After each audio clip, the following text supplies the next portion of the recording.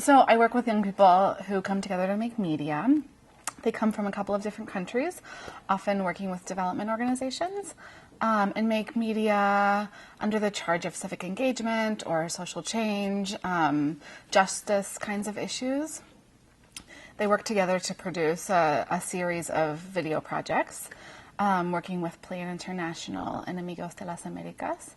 And I'm really interested in the way that those youth negotiate meaning, how they're going to tell stories, what stories they're going to tell, what comes out of these relationships where youth are speaking different languages, having all kinds of different backgrounds that they bring to the table, and how they negotiate that and how they use it to affect change, progress in the world. I'm also very interested in the way that youth tell stories and what stories they tell. I look at their videos and I think about how they organize movement, how they organize social roles, who does what, how they tell stories, and what they would like to use those stories to tell. So, for example, I have a group of youth who are working on gender and are really invested in changing the gender culture in their community, and produced a video about the story of a family, and then are using that video to talk with girls and women and other adults in the community about that climate, and with the goal of affecting change. Plan International and Amigos Plan International is this big development organization. They work in Nicaragua. So does this organization Amigos. Amigos works on youth development and youth kind of driven community change.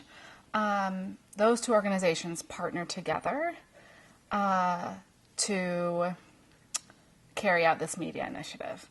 Plan also has this campaign called Because I'm a Girl.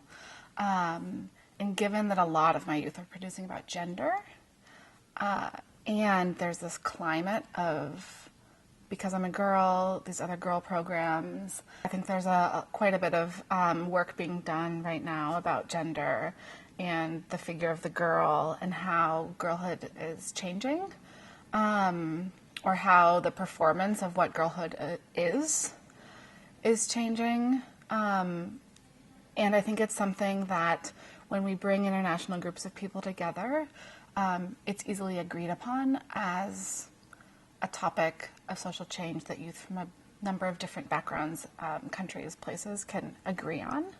It seems that there's something else going on where the figure of the girl is really easy to invest in. She's a good investment. She's a carer in the community. She's a symbol of progress. Like, look, girls are getting into school, girls are producing videos, girls are doing all of these things. We're making so much progress. And I still think there's quite a bit of things happening that are very gendered and that marginalize girls significantly. And I'm a little bit concerned that sometimes excitement over the progress we're making around girls obscures those kinds of relationships. So cosmopolitanism is this idea that there could be a way of being in the world that's not so tied to a certain nationality, identity, and this kind of unmoored, more hybrid way of traveling through the world with quite a bit of ethic responsibility towards others who are different than oneself, so that we can kind of deal with some of these major issues that are affecting people around ideas of difference and marginalization.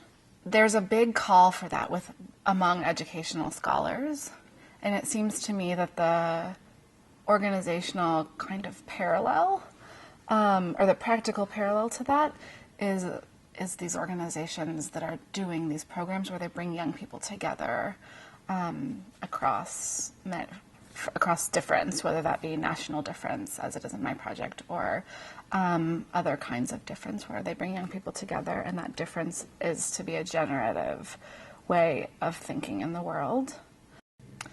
So this program is run by Amigos de las Americas. Amigos is a youth program that works throughout the Americas, bringing young people to countries other than their own and communities other their own to partner with local youth in the execution of small-scale development projects and arts projects.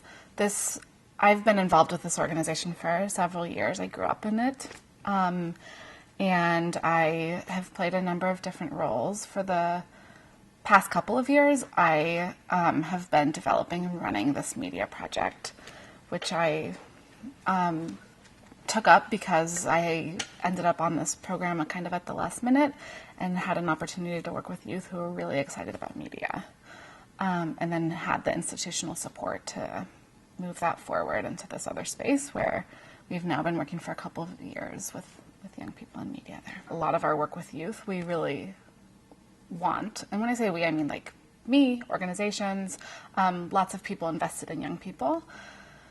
We want them to be able to have voice, to be able to think critically about what they see in the mainstream media.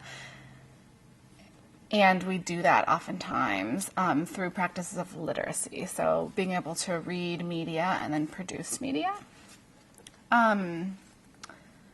as a way of critiquing or as a way of being different or being critical of the mainstream media.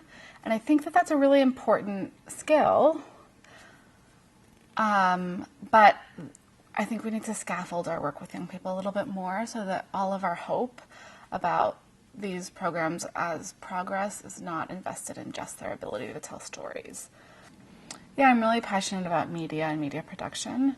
And I think that it's really important for young people to have media skills, especially right now, when so many of the publics that they can participate in are online or mediated in some way. I'm really hopeful that those kinds of spaces and these sort of emerging political movements are a site of overlap and generative material for young people who are thinking about being in the world in new ways or trying to experiment with relating to each other